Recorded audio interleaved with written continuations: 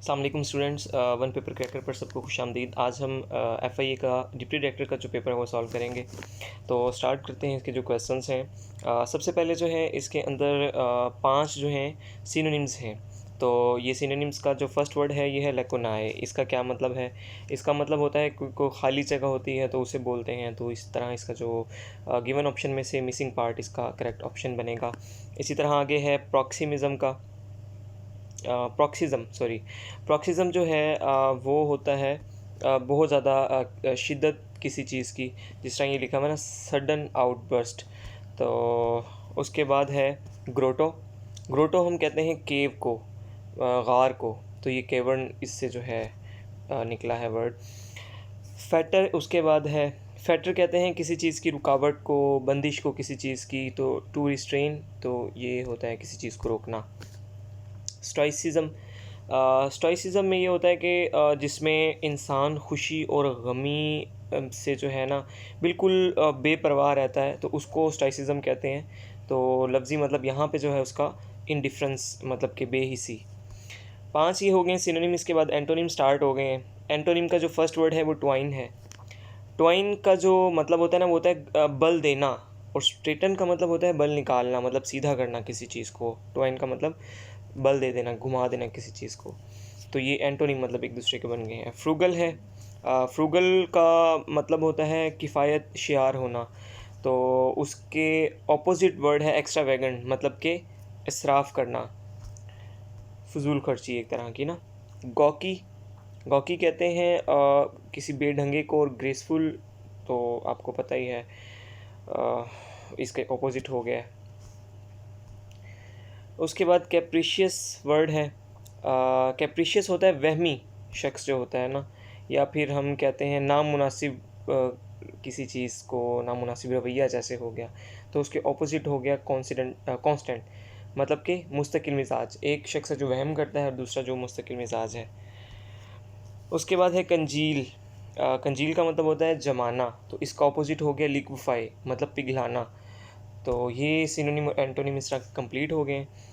उसके बाद जो है सेंटेंस कंप्लीशन आ जाती है। तो ये भी तकरीबन 5 मार्क्स की होगी, 5 to 6 मार्क्स की। तो उसमें कहता है he treated like a dash and cost out from his community. Cast out, sorry ये होगा वर्ड, कोस्ट आउट नहीं है।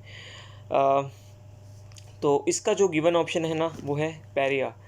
ये पैरिया जो है ना वो इसका लफ्ज़ी मतलब होता है कि कोई ऐसा मेंबर जो किसी कम्युनिटी में ना बिल्कुल लो कास्ट रखता है। तो इसलिए जो है ना उसको ही was treated like a low caste member समझ लो, and cast out from his community. उसको कमतर समझा गया और कम्युनिटी से निकाल दिया गया।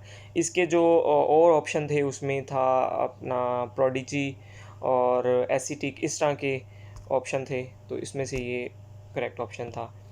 N dash person never does anything that is not allowed. तो कौन सा ओबीडियंट पर्सन जो होता है वो कोई ऐसा काम नहीं करता जो अलाउ ना हो। We live in a dash age, कि हम ऐसी एज में रह रहे हैं।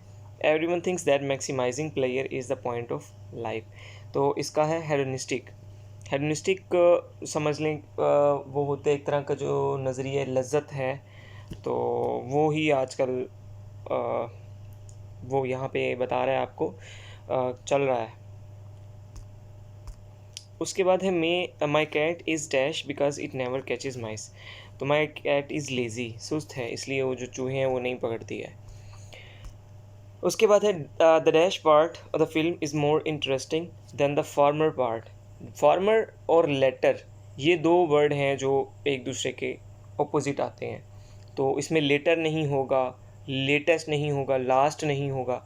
फार्मर होगा तो लेटर होगा, LATTER वाला लेटर। अच्छा जी, उसके बाद है एनालॉजी आ गई। एनालॉजी बल्कि नहीं, अभी ये क्वेश्चन रहता है the pirates dash there swords and demanded that the captain split the बूटी एग्जैक्टली अमंग देम। तो पायरेट्स ने जो क्या किया, अपनी तलवारों को लहराया। तो उसके लिए वर्ड यूज़ किया है ब्रेंडिश्ड का। उन्होंने अपनी तलवारों को लहराया और कैप्टन को कहा कि जो बूटी है, मतलब माल गनीमत है, वो उनके दरमियान जो है ना वो बराबर तकसीम की जाए। अब जो है वो एनालॉजी आई है, उसमें है ये वर्ड एक्सपेंड और वॉल्यूम। तो एक्सपेंड होता है बढ़ना किसी चीज़ का, वॉल्यूम हुजूम होता है, तो इसके मुतरादिफ जो सेम एनालॉजी बनती थी वो बनती थी प्रोलिफरेट और नंबर की। और नेक्स्ट है प्रोलॉग और नावल। प्रोलॉग जो होता है वो नावल की तमहीद को कहते हैं, तो इसके जो सेम एनालॉजी बनती थी वो प्रियम्बल और कॉन्स्टिट्यूशन की। मतलब ये कॉन्स्टिट्यूशन की तमहीद है और वो नावल की तमहीद है जो प्रोलॉग है, लेकिन इन दोनों के लिए वर्ड्स जो हैं वो डिफरेंट यूज़ होते हैं। पेस्ट आइक्सम, तो पेस्ट आफत को कहते हैं, आइक्सम कहते हैं कि कोई नाखुशगवार चीज़, ठीक है, या मुश्किल या तकलीफ़ दे चीज़। तो यहाँ पे आ जाएगा एक्सपर्ट और प्रोफिशेंट। नेक्स्ट है रस्ट और कोरोजन, तो इसका जो एनालॉजी बनती है वो ड्यू और कंडेंसेशन की।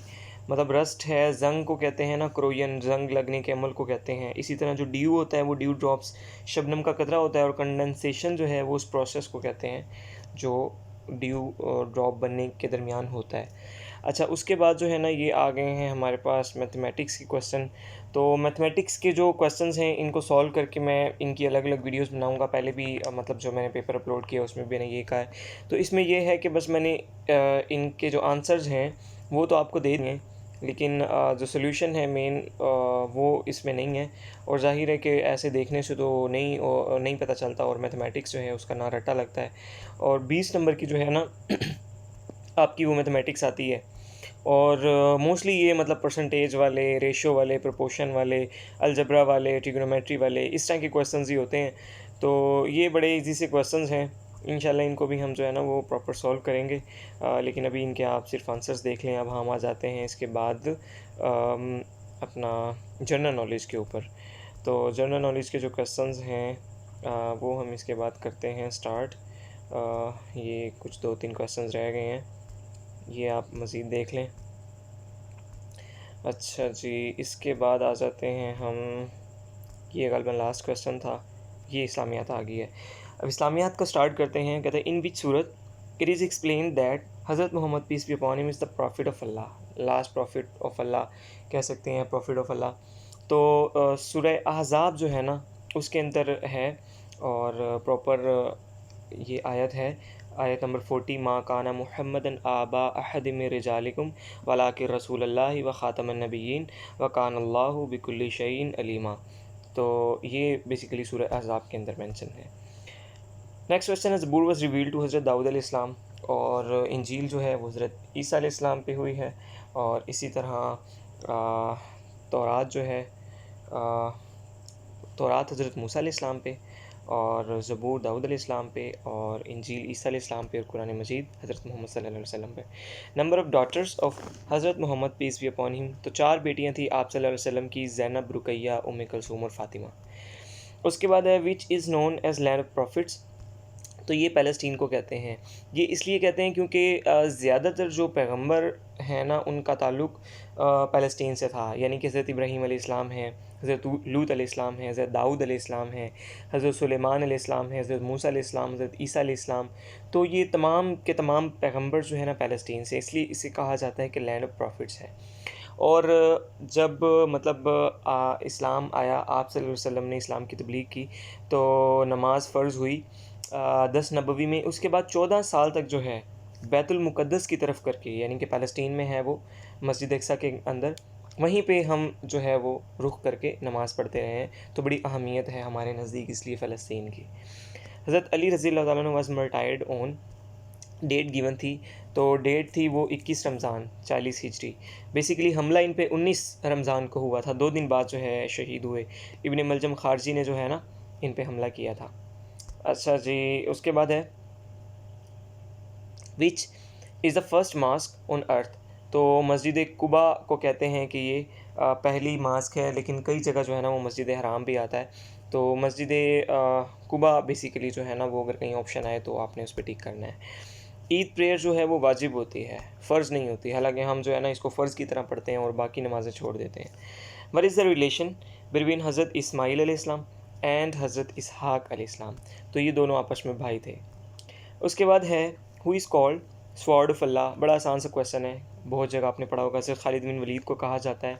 तो जंग मौता का नाम अगर आपने सुना हो ना, तो जंग मौता के दरमियान जो है ना आप हज़रत खालिद बिन वलीद रज़ी अल्लाह ताला अन्हु जो है ना इन्होंने 8 तलवारें लड़ते हुए जो है ना इनसे टूटी, वो तोड़ी। तो इस पे आप सल्लल्लाहु अलैहि वसल्लम ने लक़ब दिया था हज़रत खालिद बिन वलीद को कि ये अल्लाह की तलवार है जो टूटती नहीं है, मतलब हज़रत खालिद बिन वलीद जो हैं।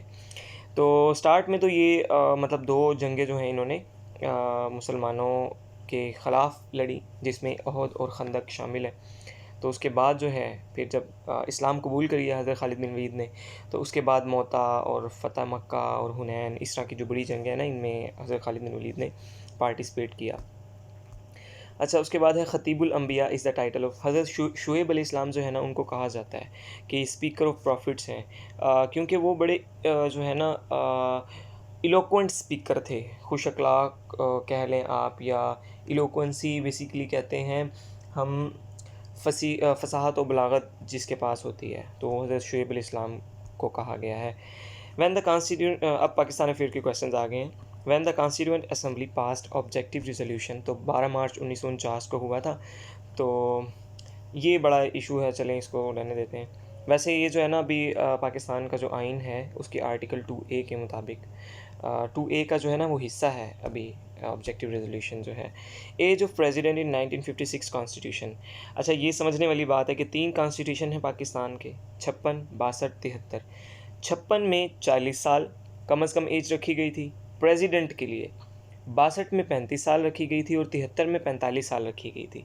यानी कि पहले में 40 है, फिर 5 कम हुई और फिर 40 से 5 बढ़ गई। तो इस तरह आपने याद रखना है कि 56 में 40, 62 में 35, 73 में 45। Which mountain range is on पाक चाइना बॉर्डर। तो कराकरम रेंज जो है वो पाक चाइना बॉर्डर के दरमियान है।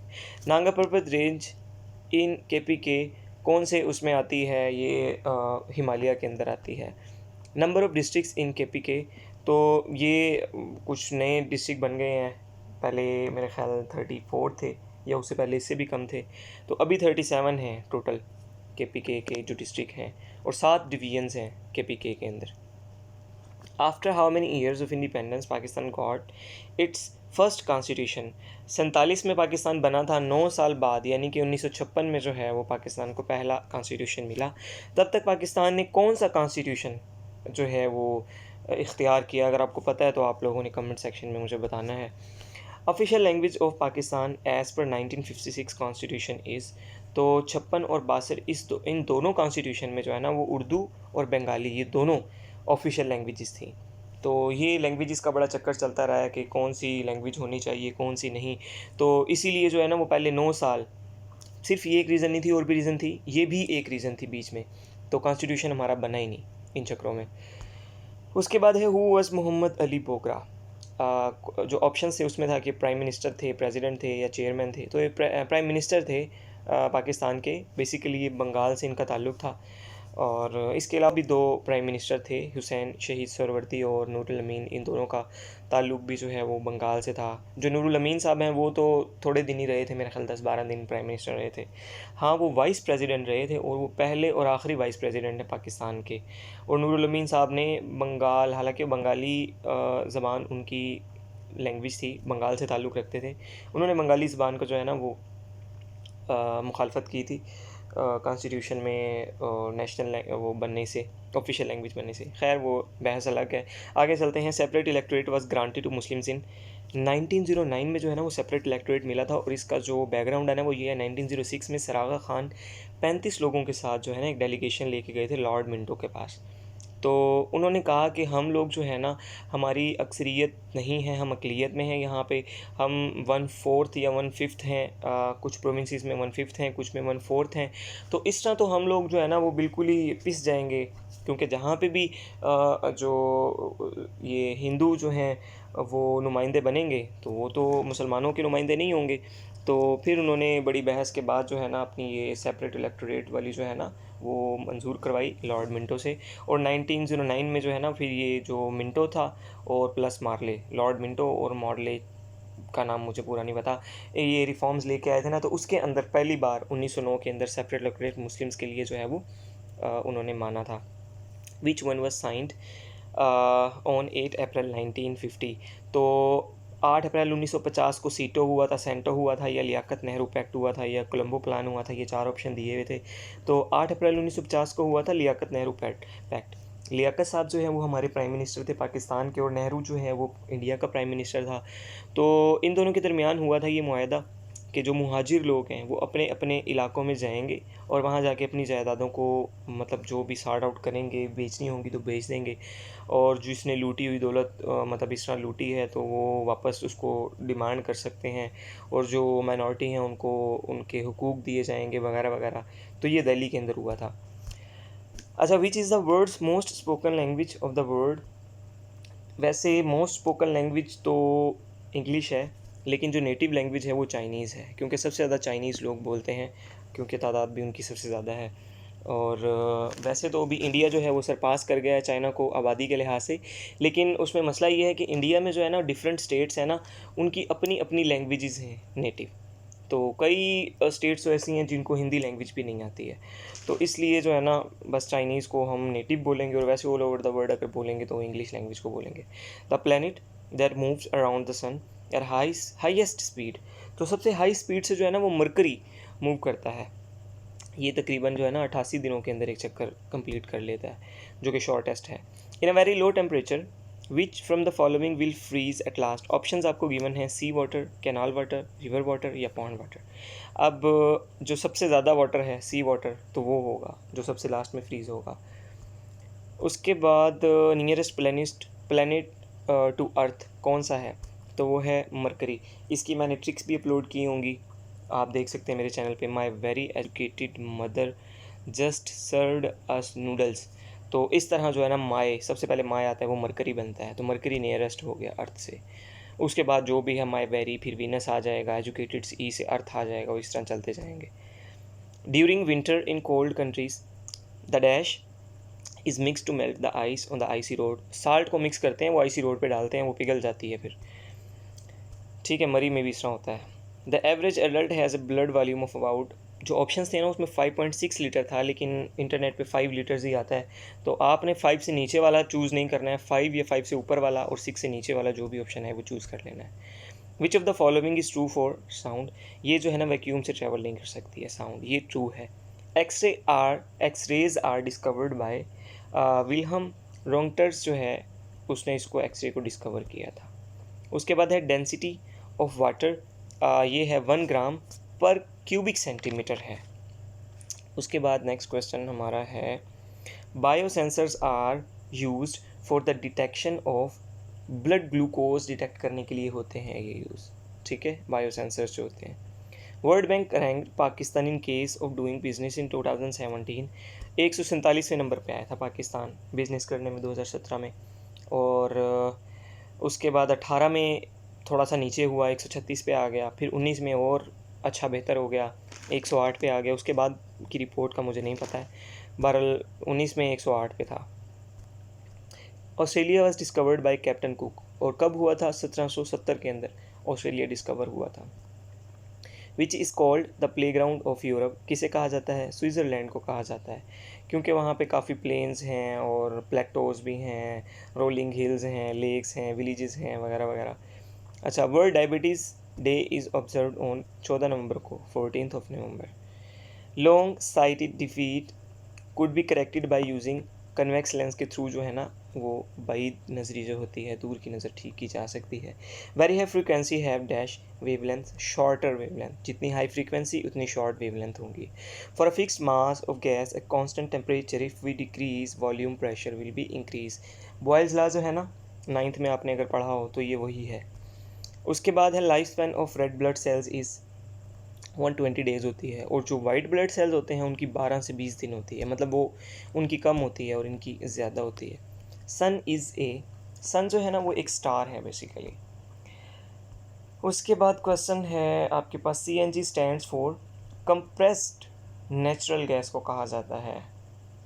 Blood is cleaned by, kidneys के थ्रू जो है वो ब्लड क्लीन होता है। और उसके बाद क्वेश्चन है interest rate of state bank of Pakistan अभी जो है ना 2023 में वो है 21%। पहले तो कम था, जब ये पेपर हुआ है तब तो बड़ा कम था। अच्छा, policeman were tired from 2006 to onward in KPKR, ये उन्होंने एक नंबर जो है वो डिजिट शेयर किया था, वो 1268 लोग थे।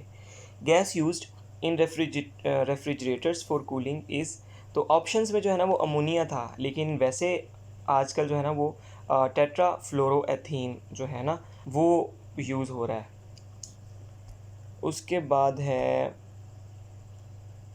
Panama leaks data originates from which law firm, तो लॉ फर्म है उसका नाम था मोज़ेक फोंसिका, तो ये लॉ फर्म थी जिसने पनामा पेपर लीक किए। Internationally genetically engineered machine competition 2017 was held Boston US के अंदर हुआ। अभी इस तरह के अजीबोगरीब सवाल हैं जिनका हमने सोचा भी नहीं होता, कभी आ जाते हैं।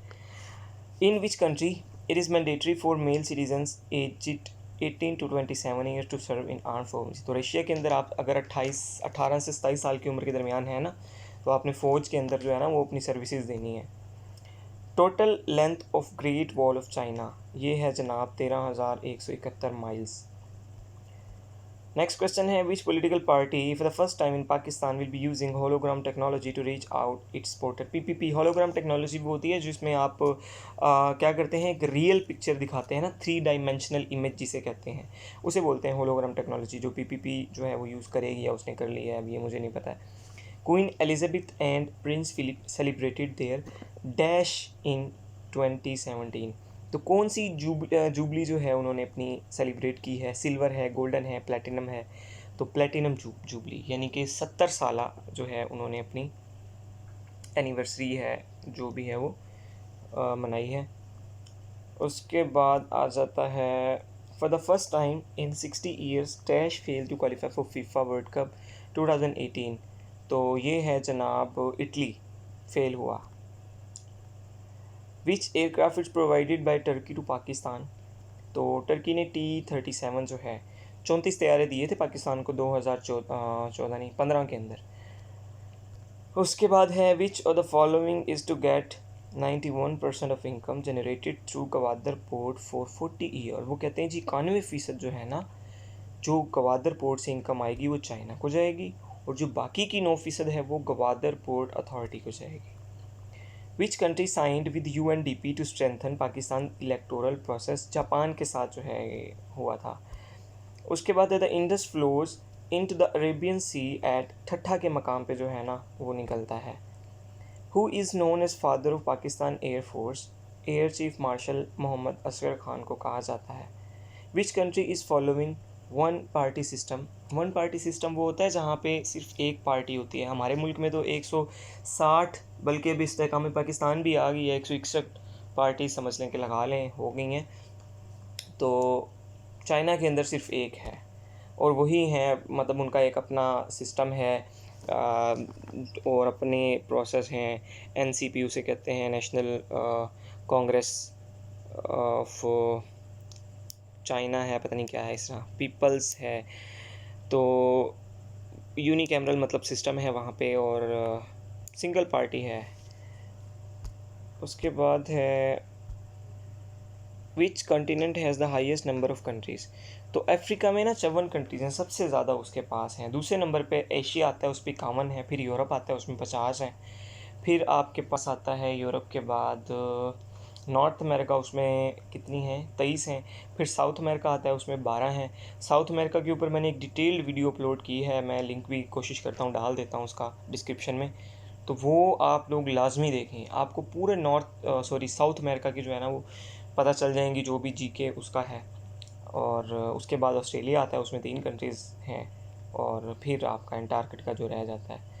अच्छा जी, उसके बाद है दोआब इज़ एन, दोआब किसे कहते हैं, मतलब 2 वाटर्स, 2 आब, 2 पानी, तो वो कौन से 2 पानी हैं जो 2 दरियाओं के दरमियान होते हैं, area between 2 reverse is called Doab. तो दोस्तों अगर वीडियो अच्छी लगी तो वीडियो को लाइक करें, मज़ीद पेपर्स देखने के लिए वीडियो को चैनल को सब्सक्राइब करें, और अल्लाह हाफिज़।